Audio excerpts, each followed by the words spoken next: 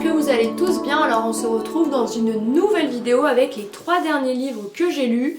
Et j'ai lu ces 3 livres en 2 semaines, voilà. Donc on perd complètement le rythme que j'avais pendant que je travaillais à la librairie où je lisais beaucoup plus que ça. Mais bon, j'ai été malade, je le suis encore, donc depuis une semaine. Donc forcément ça a pas mal ralenti ma cadence. Puis j'avais pas forcément très envie, enfin bref, pas mal d'éléments qui font que parfois dans la vie. En plus celui-ci était gros, celui-ci était assez gros et celui-ci moins gros, mais voilà, ce sont les 3 que j'ai lus du coup en 2 semaines, ça me fait très bizarre, mais bon. C'est comme ça, du coup il y a un livre en anglais que j'ai acheté en décembre en rentrant en France, duquel j'avais beaucoup entendu parler et que j'avais hâte de lire. Et 2 romans, un de littérature française que j'ai acheté également à mon retour, Clandestin familial, et un roman anglophone qui était sorti pour la rentrée littéraire automnale et que j'avais hâte de lire à mon retour. Alors d'ailleurs on va commencer par celui-ci parce que c'est le premier que j'ai lu. Alors, Lincoln Tragedy de Karen Joy Fowler, du coup il est sorti aux presses de la Cité lors de la rentrée littéraire automnale 2025. Alors celui-ci c'était un gros coup de cœur de la reprise, je lui avais dit promis je le lis quand je reviens et je te fais un retour parce qu'il était vraiment énorme. Celui-ci j'ai mis plus d'une semaine à le lire. Alors celui-ci va nous parler entre autres de John Wilkes. John Wilkes c'est celui qui a tué Lincoln un jour, et en fait l'histoire ne va pas être que centrée sur lui. En effet l'autrice ne voulait pas donner cette importance à cet homme-là qui a tué Lincoln, mais elle s'est intéressée un petit peu au fond historique et politique de l'époque et à la famille de John Wilkes pour essayer de comprendre comment il a pu tuer le président des États-Unis. Alors, l'histoire commence en 1822. Une drôle de famille vit dans une espèce de cabane isolée dans les bois vers Baltimore. Ils vont se retrouver avec plein d'enfants. Le patriarche s'appelle Junius. Junius, c'est une espèce de comédien comme ça qui fait la tournée des... Il y a théâtre dans le pays. Il est à l'extérieur de sa famille plus souvent qu'il n'est avec sa famille. Il a sa femme qui n'est pas vraiment sa femme parce qu'ils ne sont pas mariés, qui enchaîne les enfants et elle s'occupe des enfants et lui il est là quand il est là. Et c'est un roman qui se passe sur au moins 40 ans. Où on suit majoritairement les enfants. Certains vont mourir, donc il va y avoir la mort comme ça qui guette dans cette famille. On a le métier un peu bizarre du patriarche qui s'appelle Junius. On a sa femme qui enchaîne les enfants et qui vit les morts également. Et on a ses enfants qui restent, qui sont vivants. Donc on a June, Rosalie, Edwin, Asia, John, le fameux, et Joe. Donc ils sont 6 à survivre.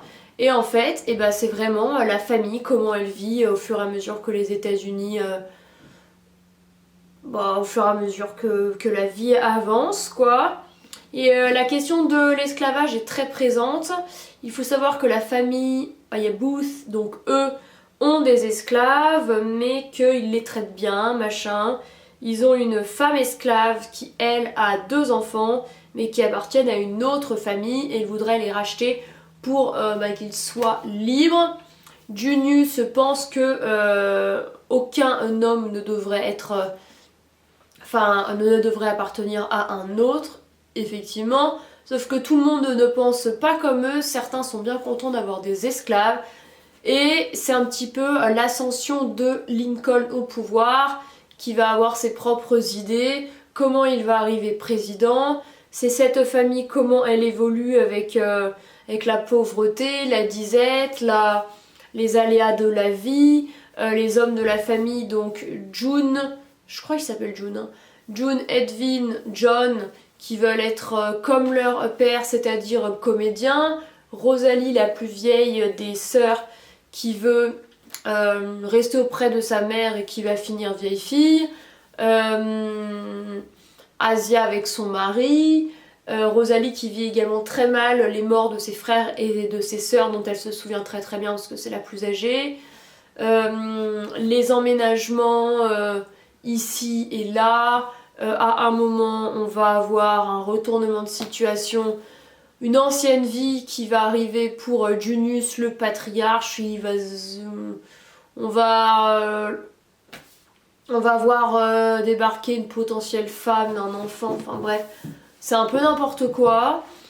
Voilà, c'est un livre qui se passe sur plusieurs décennies, très difficile à résumer, avec à chaque fois en parallèle la vie de la famille et la famille, les membres de la famille qui évoluent, qui changent.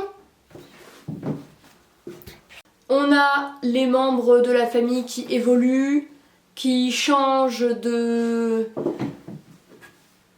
d'opinion, enfin bref, voilà, c'est un roman de vie sur plusieurs décennies, avec plusieurs générations.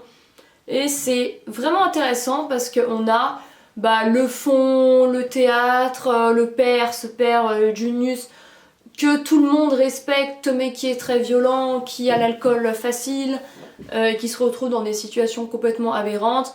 Donc ses fils doivent le suivre. Enfin bref. Et évidemment avec ce tic-tac de fin de qui c'est qui va tuer Lincoln et pourquoi. Voilà, alors j'arrive pas trop à parler, je suis désolée, je suis encore extrêmement fatiguée et malade. Mais il était bien, mais il ne m'a pas transcendé. Je lui mettrais un 7,5 sur 10. Le second, et en fait c'est le premier que j'ai lu, voilà, j'arrive pas à avoir les idées bien, je suis désolée, je fais de mon mieux, c'est pas évident. Alors, Clandestin familial de Jean Desportes, donc littérature française, j'ai été fortement inspirée par la très belle couverture que j'ai adorée, et en fait on comprend très vite la couverture parce qu'en fait on suit Antoine qui naît et qui grandit dans une famille parisienne bourgeoise catholique pratiquante, une famille très fermée avec ses opinions qui leur sont propres. Ils vivent vraiment dans un cercle entre eux avec des gens qui leur ressemblent. Donc le père s'appelle Hubert et la mère s'appelle... elle a un prénom composé, j'ai oublié. Marie-Charlotte, Marie-Cécile. Donc ils ont plusieurs enfants. Antoine c'est l'aîné, ensuite ils ont 2 filles et ensuite un plus jeune fils. Et Antoine se rend rapidement compte qu'il est très différent. Alors, pour autant il va suivre les lubies de sa famille. Le mariage pour tous on oublie, donc ils vont aller manifester contre le mariage pour tous. La famille c'est un homme et une femme, enfin bref, vraiment un petit peu le cliché parisien pratiquant quoi. Il les accompagne à la messe, mais voilà, il va se rendre compte qu'il est assez différent. En quoi, je ne vais pas trop vous en dire, mais c'est un roman qui se passe sur plus de 15 ans. Et ce que j'ai bien aimé, c'est l'alternance de points de vue entre Hubert, donc le patriarche, le père de famille, qui est également dirigeant de la société familiale qu'il a hérité en fait de sa femme Marie-Cécile, parce qu'en fait c'était son père à elle qui avait cette entreprise-ci de parfumerie et c'est Hubert qui a pris le relais parce que c'est un homme, voilà. Et c'est un roman bouleversant qui raconte l'histoire d'une émancipation et pose un regard sociologique tranchant sur un monde conservateur qui a servi tout à commencer par les siens. Et par exemple, Antoine, il va vivre quelques situations assez traumatiques qui mettent en scène des proches de son père et de sa famille.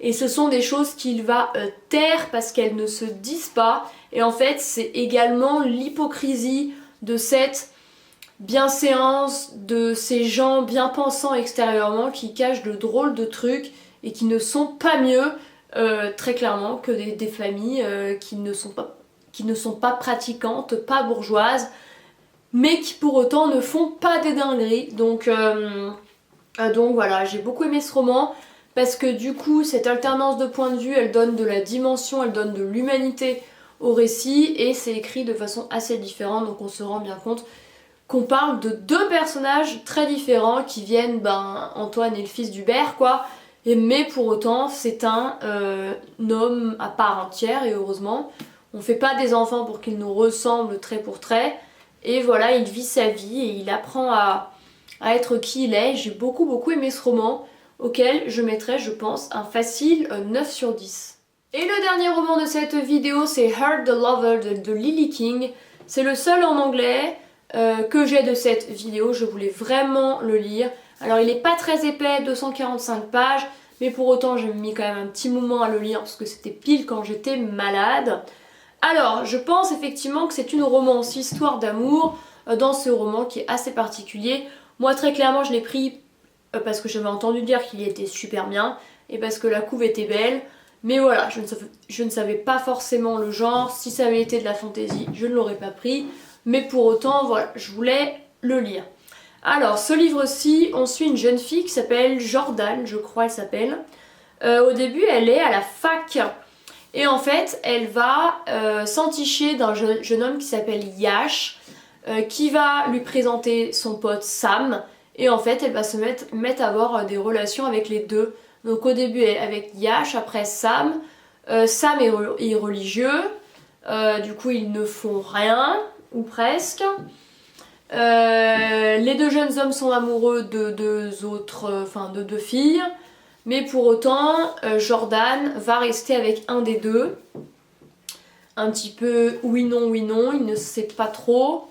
Elle va partir à l'étranger, le jeune homme va la rejoindre, et ensuite ça se passe plus de 25 ans, 30 ans après, il va se passer quelque chose qui va faire que il y a notre protagoniste principal qui, des années plus tard, a un mari et des enfants, va revenir. Pourquoi? Qu'est-ce qu'il en est? Alors c'est assez triste, mais en vrai, j'ai pas réussi non plus à avoir un affect colossal. Du coup, j'ai pas trouvé que c'était un livre fabuleux. Il ne m'a pas du tout transcendé. Voilà, ça n'a pas du tout été un coup de cœur. Je suis assez loin des notes et des avis que j'ai pu voir. En fait, j'ai pas réussi vraiment à trop trouver pourquoi elle était en espèce de trouble avec ces deux gars. Ces deux gars, en fait, qui sont amis entre eux, mais leur amitié compte plus que l'amour de la jeune fille.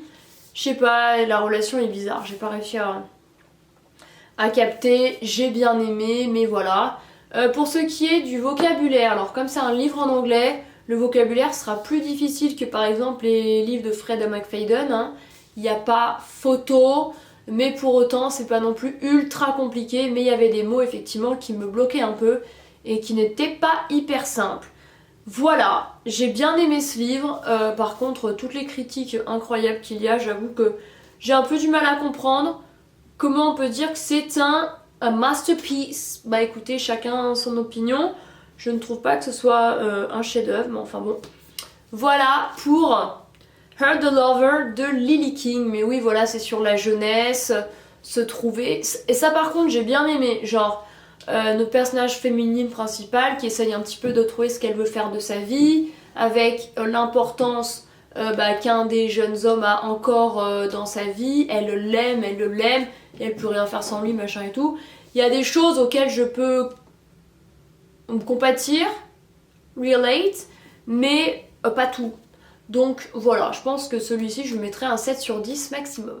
Bon voilà, écoutez, c'en est tout pour les 3 derniers livres que j'ai lus en 2 semaines du coup.